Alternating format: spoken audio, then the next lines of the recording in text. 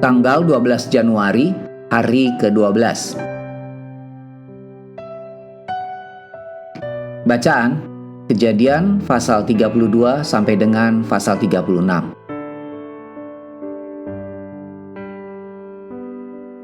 Pertemuan Yakub dengan Esau. Garis besar. Yakub telah berhasil melepaskan diri dari pamannya, Laban.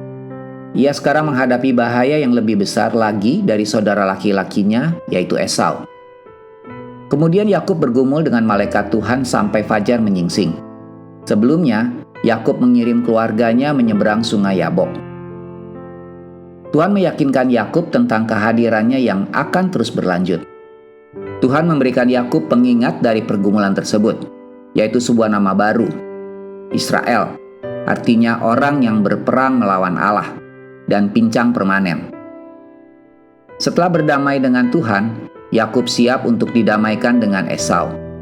Yakub kembali ke Kanaan sebagai suatu bagian penting dalam penggenapan janji-janji Allah yang terus berlanjut.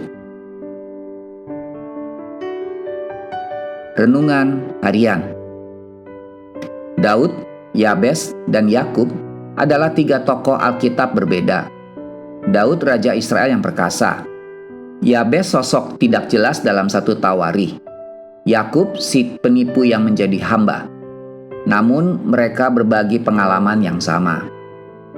Daud berdoa, kiranya Allah mengasihani kita dan memberkati kita. Demikian Mazmur 67 ayat 1. Yabes berdoa, kiranya Engkau memberkati aku berlimpah-limpah. Demikian 1 Tawarikh 4 ayat 10. Yakub bergumul dengan Tuhan dan berkata, Aku tidak akan membiarkan engkau pergi jika engkau tidak memberkati aku. Demikian Kejadian pasal 32 ayat 26. Dan dalam setiap kasus di atas, Tuhan menjawab doa-doa tersebut dengan tepat. Kerajaan Daud menikmati kedamaian dan kemakmuran yang belum pernah terjadi sebelumnya. Yabes menerima dari Tuhan apa yang dimintanya. Dan sebagai tanggapan atas permohonan Yakub, Tuhan memberkati Yakub.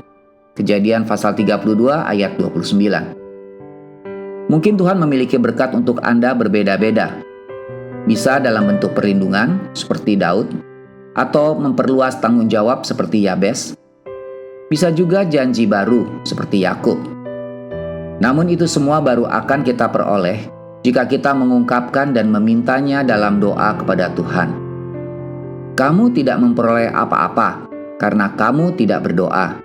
Demikian Yakobus pasal 4 ayat 2. Gunakanlah doa Daud, Yabes, dan Yakub untuk mengungkapkan keinginan hati Anda. Dan jangan Anda kaget saat Tuhan menjawabnya.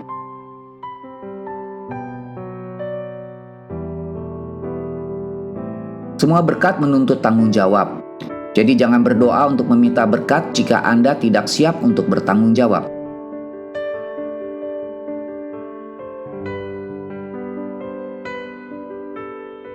Pendalaman.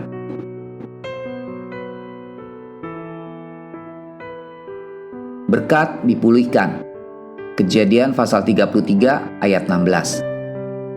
Yakub memulai tanpa memiliki apa-apa. Ia dapat mengumpulkan kekayaan selama 20 tahun saat akan kembali ke Kanaan.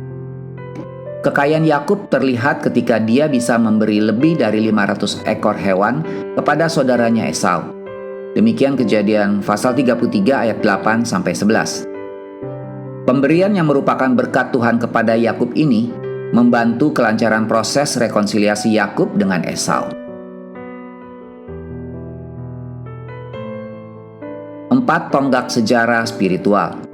Kejadian pasal 35 ayat 15. Di awal hidupnya, Yakub bertemu dengan Allah nenek moyangnya 4 kali di 3 tempat yang berbeda, yaitu di Betel saat Tuhan menyatakan dirinya kepada Yakub, Kejadian 28 ayat 10 sampai 22, di Haran waktu Tuhan menyengarahkan Yakub, demikian Kejadian pasal 31 ayat 1 sampai 16.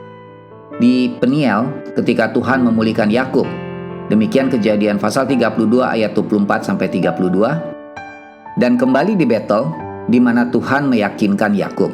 Demikian Kejadian pasal 35 ayat 1 sampai 15. Demikian renungan hari ini. Amin. Tuhan Yesus memberkati.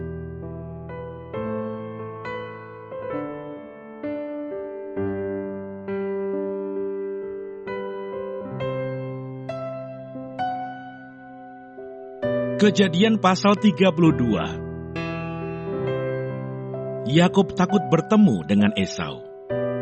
Yakub melanjutkan perjalanannya, lalu bertemulah malaikat-malaikat Allah dengan dia.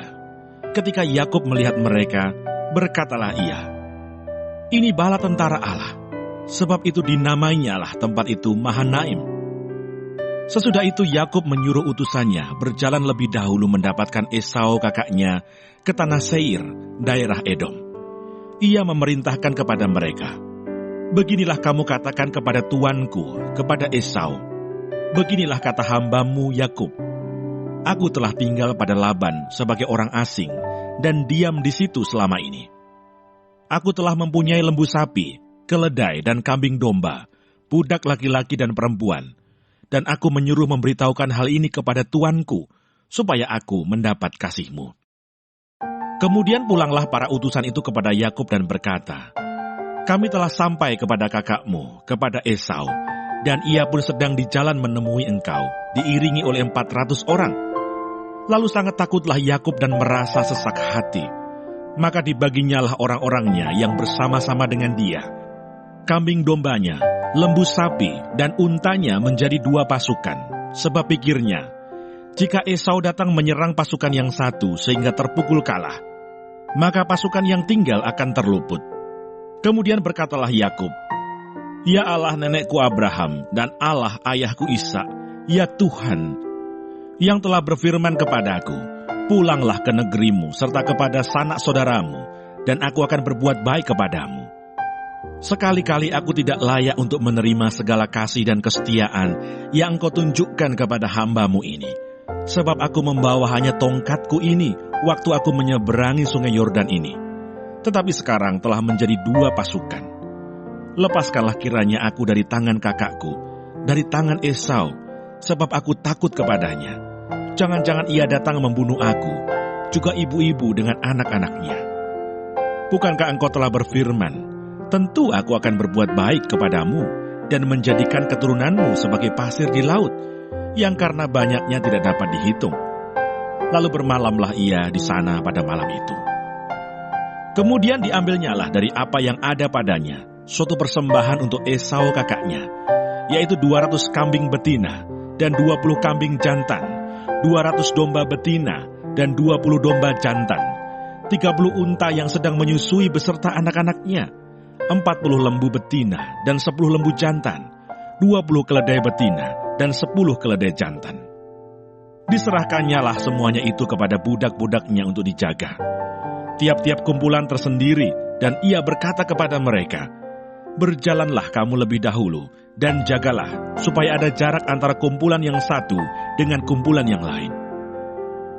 Diperintahkannyalah kepada yang paling di muka, apabila Esau kakakku bertemu dengan engkau dan bertanya kepadamu, siapakah tuanmu, dan kemanakah engkau pergi, dan milik siapakah ternak yang di depanmu itu? Jawablah, milik hambamu Yakub. Inilah persembahan yang dikirim kepada tuanku Esau, dan Yakub sendiri pun ada di belakang kami.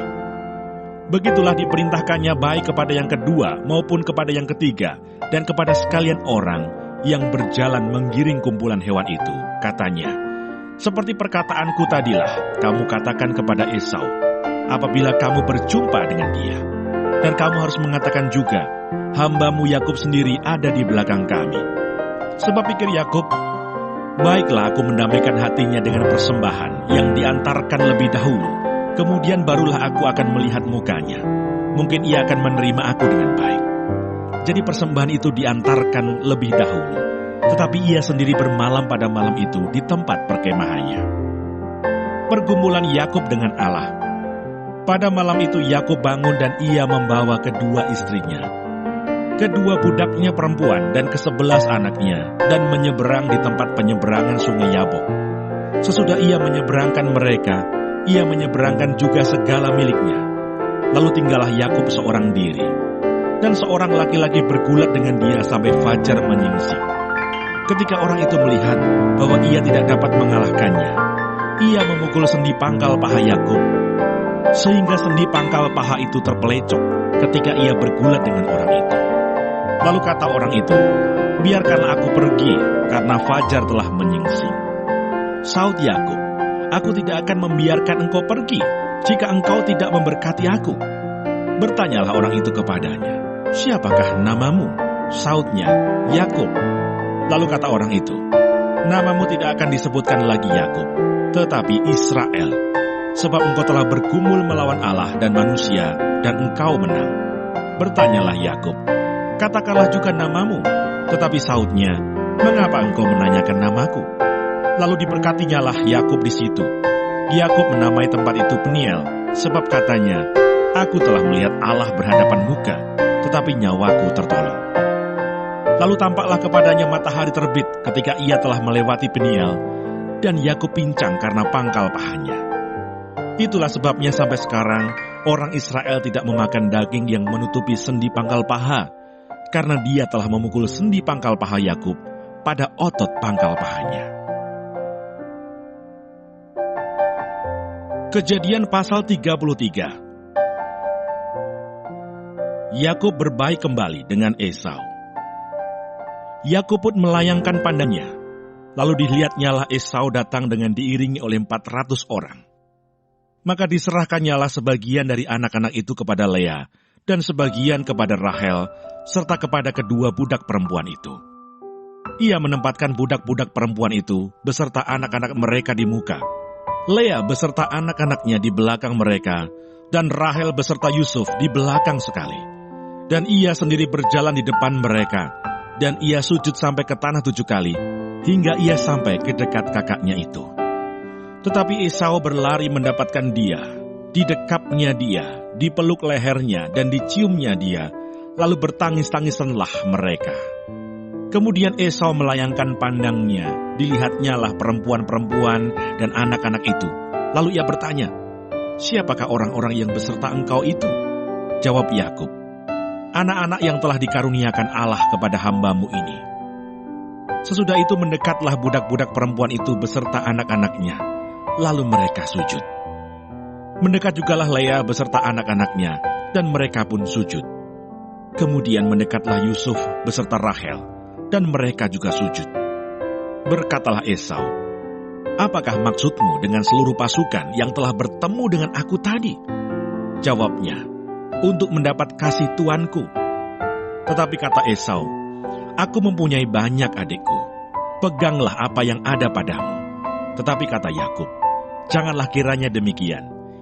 Jikalau aku telah mendapat kasihmu, terimalah persembahanku ini dari tanganku, karena memang melihat mukamu adalah bagiku serasa melihat wajah Allah, dan engkau pun berkenan menyambut aku. Terimalah kiranya pemberian tanda salamku ini, yang telah kubawa kepadamu, sebab Allah telah memberi karunia kepadaku, dan aku pun mempunyai segala-galanya." Lalu dibujuk-bujuknyalah Esau, sehingga diterimanya. Kata Esau, "Baiklah, kita berangkat berjalan terus, aku akan menyertai engkau." Tetapi Yakub berkata kepadanya, "Tuanku maklum bahwa anak-anak ini masih kurang kuat, dan bahwa beserta aku ada kambing domba dan lembu sapi yang masih menyusui. Jika diburu-buru 1 hari saja, maka seluruh kumpulan binatang itu akan mati. Biarlah kiranya tuanku berjalan lebih dahulu dari hamba-Mu ini, dan aku mau dengan hati-hati beringsut maju menurut langkah hewan yang berjalan di depanku, dan menurut langkah anak-anak, sampai aku tiba pada tuanku di Seir." Lalu kata Esau, "Kalau begitu baiklah, kutinggalkan padamu beberapa orang dari pengiringku." Tetapi Yakub berkata, "Tidak usah demikian, biarlah aku mendapat kasih tuanku saja." Jadi pulanglah Esau pada hari itu berjalan ke Seir. Tetapi Yakub berangkat ke Sukot, lalu mendirikan rumah, dan untuk ternaknya dibuatnya gubuk-gubuk. Itulah sebabnya tempat itu dinamai Sukot. Dalam perjalanannya dari Padan Aram, sampailah Yakub dengan selamat ke Sikem di tanah Kanaan. Lalu ia berkemah di sebelah timur kota itu. Kemudian dibelinyalah dari anak-anak Hemor, bapa Sikem, sebidang tanah, tempat ia memasang kemahnya dengan harga 100 kesita. Ia mendirikan mezbah di situ, dan dinamainya itu, Allah Israel ialah Allah. Kejadian pasal 34. Dina dan Sikem.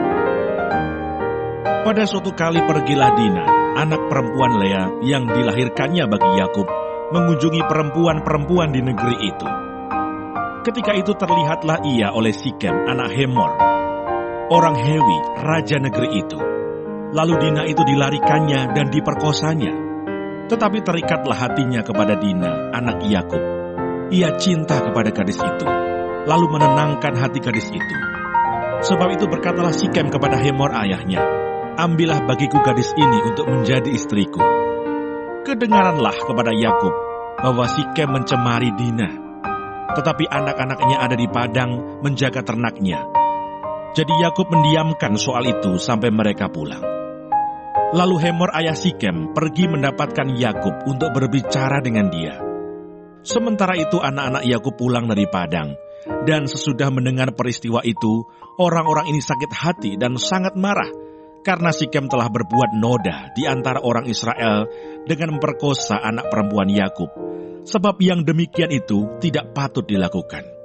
Berbicaralah Hemor kepada mereka itu, "Hati Sikem anakku mengingini anakmu. Kiranya kamu memberikan dia kepadanya menjadi istrinya, dan biarlah kita ambil-mengambil. Berikanlah gadis-gadis kamu kepada kami, dan ambillah gadis-gadis kami. Tinggallah pada kami. Negeri ini terbuka untuk kamu. Tinggallah di sini. Jalanilah negeri ini dengan bebas, dan menetaplah di sini." Lalu Sikem berkata kepada ayah anak itu dan kepada kakak-kakaknya, "Biarlah kiranya aku mendapat kasihmu. Aku akan memberikan kepadamu apa yang kamu minta, walaupun kamu bebankan kepadaku uang jujuran dan uang mahar seberapa banyak pun. Aku akan memberikan apa yang kamu minta, tetapi berilah gadis itu kepadaku menjadi istriku." Lalu anak-anak Yakub menjawab Sikem dan Hemor ayahnya dengan tipu muslihat. Karena Sikem telah mencemari Dina, adik mereka itu, berkatalah mereka kepada kedua orang itu, "Kami tidak dapat berbuat demikian, memberikan adik kami kepada seorang laki-laki yang tidak bersunat, sebab hal itu aib bagi kami. Hanyalah dengan syarat ini kami dapat menyetujui permintaanmu. Kamu harus sama seperti kami, yaitu setiap laki-laki di antara kamu harus disunat. Barulah kami akan memberikan gadis-gadis kami kepada kamu, dan mengambil gadis-gadis kamu. Maka kami akan tinggal padamu, dan kita akan menjadi satu bangsa. Tetapi jika kamu tidak mendengarkan perkataan kami, dan kamu tidak disunat, maka kami akan mengambil kembali anak itu lalu pergi." Lalu Hemor dan Sikem anak Hemor menyetujui usul mereka, dan orang muda itu tidak bertangguh melakukannya, sebab ia suka kepada anak Yakub, lagi pula ia seorang yang paling dihormati di antara seluruh kaum keluarganya. Lalu pergilah Hemor dan Sikem anaknya itu ke pintu gerbang kota mereka, dan mereka berbicara kepada penduduk kota itu, "Orang-orang itu mau hidup damai dengan kita. Biarlah mereka tinggal di negeri ini dan menjalaninya dengan bebas. Bukankah negeri ini cukup luas untuk mereka? Maka kita dapat mengambil gadis-gadis mereka menjadi istri kita, dan kita dapat memberikan gadis-gadis kita kepada mereka.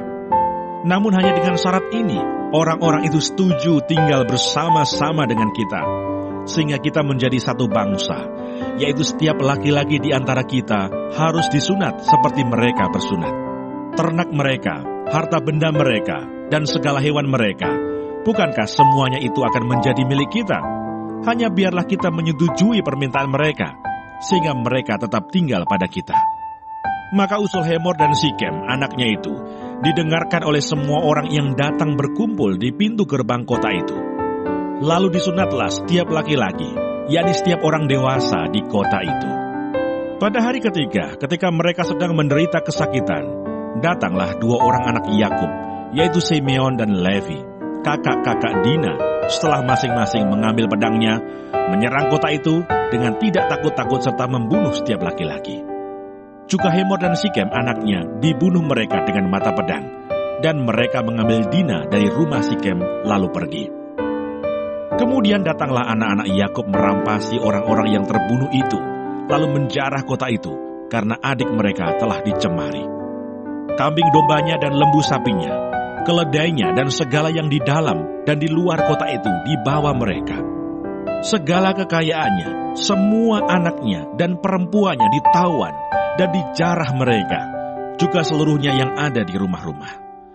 Yakub berkata kepada Simeon dan Lewi, "Kamu telah mencelakakan aku dengan membusukkan namaku kepada penduduk negeri ini, kepada orang Kanaan dan orang Feris, padahal kita ini hanya sedikit jumlahnya.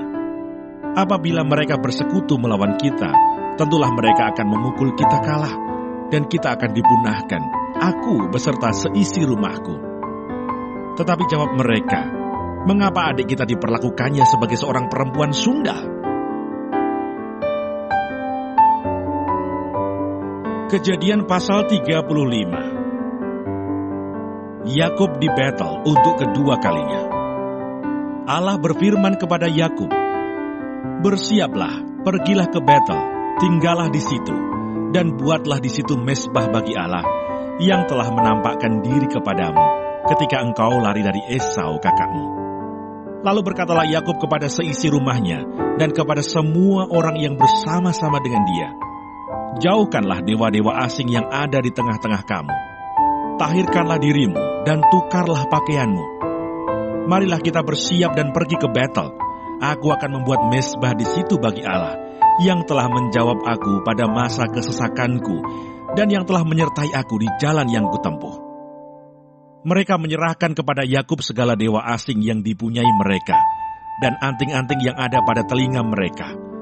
Lalu Yakub menanamnya di bawah pohon besar yang dekat Sikem. Sesudah itu berangkatlah mereka, dan kedahsyatan yang dari Allah meliputi kota-kota sekeliling mereka, sehingga anak-anak Yakub tidak dikejar. Lalu sampailah Yakub ke Luz yang di tanah Kanaan, yaitu Betel. Ia dan semua orang yang bersama-sama dengan dia. Didirikannya mezbah di situ, dan dinamainyalah tempat itu El Betel, karena Allah telah menyatakan diri kepadanya di situ ketika ia lari terhadap kakaknya. Ketika Deborah, inang pengasuh Ribka, mati, dikuburkanlah ia di sebelah hilir Betel di bawah pohon besar yang dinamai orang pohon besar penangisan. Setelah Yakub datang dari Padan Aram, maka Allah menampakkan diri pula kepadanya dan memberkati dia. Firman Allah kepadanya, "Namamu Yakub, dari sekarang namamu bukan lagi Yakub, melainkan Israel. Itulah yang akan menjadi namamu." Maka Allah menamai dia Israel. Lagi firman Allah kepadanya, "Akulah Allah yang Maha Kuasa. Beranak cuculah dan bertambah banyak. Satu bangsa, bahkan sekumpulan bangsa-bangsa akan terjadi daripadamu, dan raja-raja akan berasal daripadamu. Dan negeri ini yang telah kuberikan kepada Abraham dan kepada Ishak, akan kuberikan kepadamu dan juga kepada keturunanmu." Lalu naiklah Allah meninggalkan Yakub dari tempat ia berfirman kepadanya. Kemudian Yakub mendirikan tugu di tempat itu, yakni tugu batu. Ia mempersembahkan korban curahan dan menuangkan minyak di atasnya.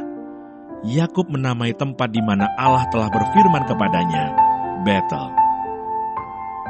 Kelahiran Benyamin, Rahel mati.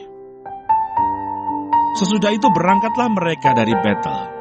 Ketika mereka tidak berapa jauh lagi dari Efrata, bersalinlah Rahel, dan bersalinnya itu sangat sukar. Sedang ia sangat sukar bersalin, berkatalah bidan kepadanya, "Janganlah takut, sekali ini pun anak laki-laki yang kau dapat." Dan ketika ia hendak mengembuskan nafas sebab ia mati kemudian, diberikannya nama Ben-Oni kepada anak itu. Tetapi ayahnya menamainya Benyamin. Demikianlah Rahel mati, lalu ia dikuburkan di sisi jalan ke Efrata, yaitu Bethlehem. Yakub mendirikan tugu di atas kuburnya. Itulah tugu kubur Rahel sampai sekarang. Sesudah itu berangkatlah Israel. Lalu ia memasang kemahnya di seberang Migdal Eder. Ketika Israel diam di negeri ini, terjadilah bahwa Ruben sampai tidur dengan Bilha gundik ayahnya, dan kedengaranlah hal itu kepada Israel. Anak-anak Yakub, Ishak mati. Adapun anak-anak lelaki Yakub 12 orang jumlahnya. Anak-anak Lea ialah Ruben, anak sulung Yakub. Kemudian Simeon, Levi, Yehuda, Isakar, dan Sebulon. Anak-anak Rahel ialah Yusuf dan Benyamin. Dan anak-anak Bilha, budak perempuan Rahel, ialah Dan serta Naftali. Dan anak-anak Silpa, budak perempuan Lea, ialah Gad dan Asher. Itulah anak-anak lelaki Yakub yang dilahirkan baginya di Padan Aram. Lalu sampailah Yakub kepada Ishak, ayahnya, di Mamre dekat Kiryat Arba. Itulah Hebron, tempat Abraham dan Ishak tinggal sebagai orang asing. Adapun umur Ishak 180 tahun. Lalu meninggallah Ishak. Ia mati dan dikumpulkan kepada kaum leluhurnya. Ia tua dan suntuk umur, maka Esau dan Yakub anak-anaknya itu menguburkan dia. Kejadian pasal 36. Keturunan Esau. Inilah keturunan Esau, yaitu Edom. Esau mengambil perempuan-perempuan Kanaan menjadi istrinya, yakni Ada, anak Elon orang Het, dan Oholibama, anak Sibeon orang Hewi, dan Basmat, anak Ismail, adik Nebayot. Ada melahirkan Elifas bagi Esau, dan Basmat melahirkan Rehuel, dan Oholibama melahirkan Yeus, Yaelam, dan Korah. Itulah anak-anak Esau yang lahir baginya di tanah Kanaan. Esau membawa istri-istrinya, anak-anaknya lelaki dan perempuan, dan semua orang yang ada di rumahnya, ternaknya, segala hewannya, dan segala harta bendanya yang telah diperolehnya di tanah Kanaan. Lalu pergilah ia ke negeri lain, dan ia meninggalkan Yakub adiknya itu. Sebab harta milik mereka terlalu banyak, sehingga mereka tidak dapat tinggal bersama-sama, dan negeri penumpangan mereka tidak dapat memuat mereka, karena banyaknya ternak mereka itu. Maka menetaplah Esau di pegunungan Seir. Esau itulah Edom. Inilah keturunan Esau, bapa orang Edom di pegunungan Seir. Nama anak-anaknya ialah Elifas, anak Ada istri Esau, Rehuel, anak Basmat istri Esau. Anak-anak Elifas ialah Teman, Omar, Sefo, Gaitam, dan Kenas. Timna adalah gundik Elifas anak Esau. Ia melahirkan Amalek bagi Elifas. Itulah cucu-cucu Ada istri Esau. Inilah anak-anak Rehuel, Nahat, Serah, Syama, dan Misa. Itulah cucu-cucu Basmat istri Esau. Inilah anak-anak Oholibama istri Esau itu, anak Ana, anak Sibeon. Ia melahirkan bagi Esau Yeus, Yaelam, dan Korah. Inilah kepala-kepala kaum Bani Esau, keturunan Elifas anak sulung Esau. Ialah kepala kaum Teman, kepala kaum Omar, kepala kaum Sefo, kepala kaum Kenas, kepala kaum Korah, kepala kaum Gaitam, dan kepala kaum Amalek. Itulah kepala-kepala kaum Elifas di tanah Edom. Itulah keturunan Ada. Inilah keturunan Rehuel anak Esau, kepala kaum Nahat, kepala kaum Serah, kepala kaum Syama, dan kepala kaum Misa. Itulah kepala-kepala kaum Rehuel di tanah Edom. Itulah keturunan Basmat istri Esau. Inilah keturunan Oholibama istri Esau, kepala kaum Yeus, kepala kaum Yaelam, kepala kaum Korah. Itulah kepala-kepala kaum Oholibama istri Esau, anak Ana. Itulah Bani Esau, yakni Edom, dan itulah kepala-kepala kaum mereka. Keturunan Seir. Inilah anak-anak Seir, orang Hori, penduduk negeri itu. Lotan, Shobal, Sibeon, Ana, Disyon, Eser, Disyan. Itulah kepala-kepala kaum orang Hori, anak-anak Seir di tanah Edom. Anak-anak Lotan ialah Hori dan Heman. Dan saudara perempuan Lotan ialah Timna. Inilah anak-anak Shobal, Alwan, Manahat, Ebal, Shefo, dan Onam. Inilah anak-anak Sibeon, Aya dan Ana. Anak inilah yang menemui mata-mata air panas di padang gurun ketika ia sedang mengembalakan keledai Sibeon ayahnya itu. Inilah anak-anak Ana, Disyon, dan Oholibama anak perempuan Ana. Inilah anak-anak Disyon, Hemdan, Eshiban, Yitran, dan Keran. Inilah anak-anak Ezer, Bilhan, Sya'awan, dan Akan. Inilah anak-anak Disyan, Us, dan Aran. Itulah kepala-kepala kaum orang Hori, kepala kaum Lotan, kepala kaum Shobal, kepala kaum Sibeon, kepala kaum Ana, kepala kaum Dishon, kepala kaum Esher, dan kepala kaum Dishan. Itulah kepala-kepala kaum orang Hori, kaum demi kaum di tanah Seir. Raja-raja Edom. Inilah raja-raja yang memerintah di tanah Edom sebelum ada seorang raja memerintah atas orang Israel. Di Edom yang memerintah ialah Bela bin Beor dan kotanya bernama Dinhaba. Setelah Bela mati, Yobab bin Serah dari Bosra menjadi raja menggantikan dia. Setelah Yobab mati, Husram dari negeri orang Teman menjadi raja menggantikan dia. Setelah Husyam mati, Hadad bin Bedad menjadi raja menggantikan dia. Dialah yang memukul kala orang Midian di daerah Moab dan kotanya bernama Awit. Setelah Hadad mati, Samla dari Masreka menjadi raja menggantikan dia. Setelah Samla mati, Saul dari Rehobot yang di pinggir sungai menjadi raja menggantikan dia. Setelah Saul mati, Baal-Hanan bin Akbor menjadi raja menggantikan dia. Setelah Baal-Hanan bin Akbor mati, Hadar menjadi raja menggantikan dia. Kotanya bernama Pahu, dan istrinya bernama Mehetabel, binti Matred binti Mesahab. Inilah nama kepala-kepala kaum Esau menurut kaum dan tempat mereka dengan nama mereka masing-masing. Kepala kaum Timna, kepala kaum Alfa, kepala kaum Yetet, kepala kaum Oholibama, kepala kaum Ela, kepala kaum Pinon, kepala kaum Kenas, kepala kaum Teman, kepala kaum Mibsar, kepala kaum Magdiel, dan kepala kaum Iram. Itulah kepala-kepala kaum Edom menurut tempat kediaman mereka di tanah milik mereka. Edom ialah Esau, bapa orang Edom.